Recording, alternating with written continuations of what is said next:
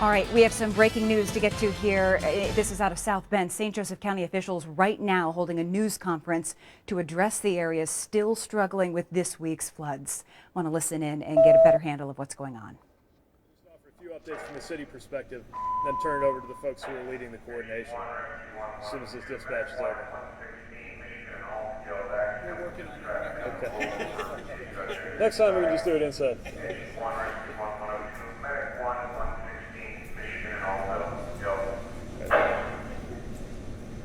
So, first thing I want to make sure.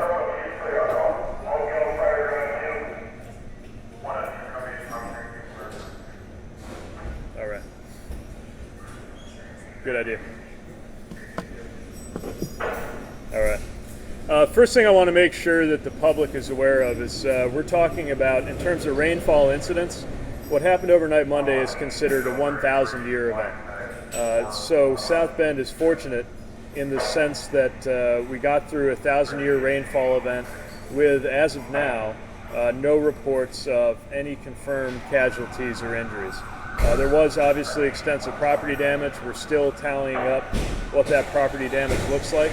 But what we know as of now is that it could have been a lot worse.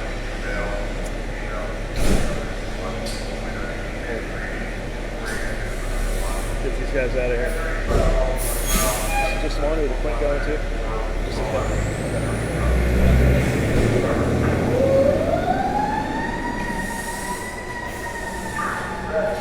I'll take this opportunity to thank the fire department for hosting the Emergency Operations Center.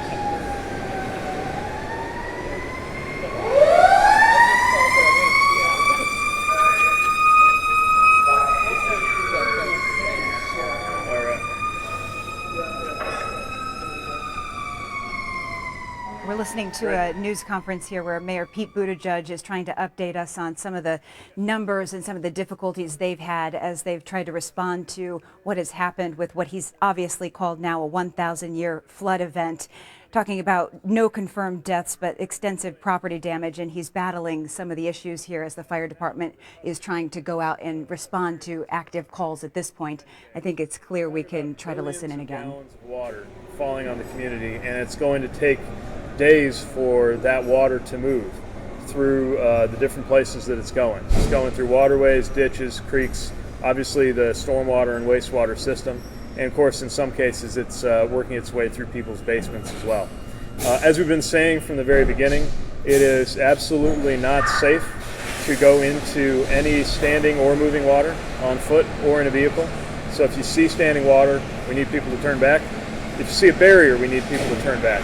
It's possible that a barrier may be in place because the road is undermined, even if you don't see any water.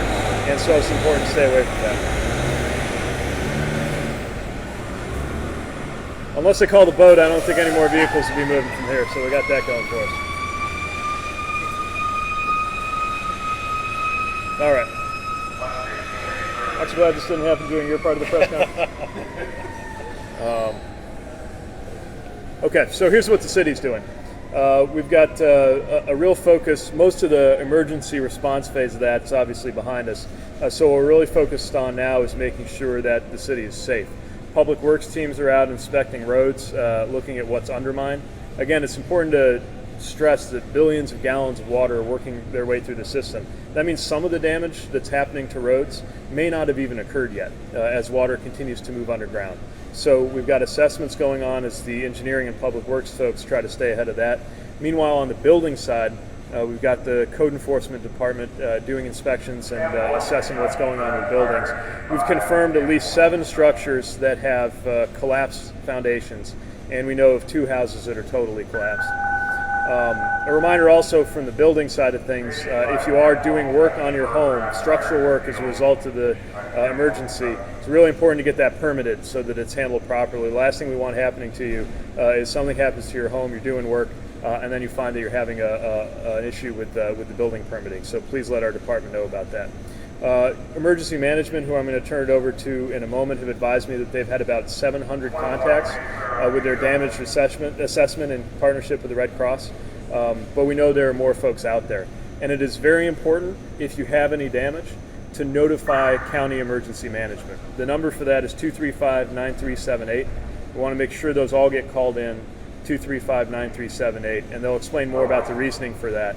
But the short answer is we need to understand the damage totals so that we can relay that in conversations with state and federal authorities when we're scoping out just how much damage actually happened. Red Cross has opened a center. We'll put that out as well. I know there's a lot of people interested in how they can help.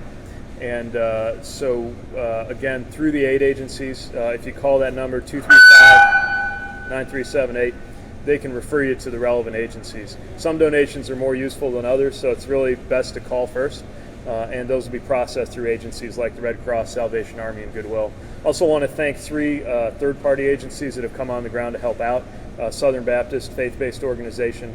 Another one I believe called, what is it? Christian Ministries. And then a veteran volunteer organization called Team Rubicon, all sending people on the ground to help people get out of their homes.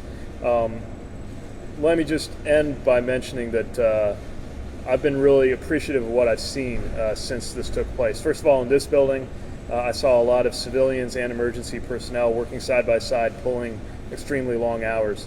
But also when I went into the neighborhoods, I saw a lot of people checking on their neighbors. I saw a lot of people stepping up to help each other out, helping people find a place to stay. In many ways, the hardest part's actually going to be the few days that are ahead of us. We got through the first couple days without injuries or fatalities, but the days coming up ahead are where frustration is going to set in. People need to understand that, again, this is a 1,000-year rainwater event. The amount of water that is in some roadways and in some basements is not an amount of water that can be removed by a pump or a truck or a draining operation. We just have to wait for it to recede. And in the meantime, it's going to be up to the community to step up and find ways to support the people who have been affected most severely. Mayor Pete's talking about the city's response and their look at all of the damage, trying to get a better scope of what that damage is for federal and state reporting there. We're going to have much more on this coming up at 5 o'clock, definitely there. All right.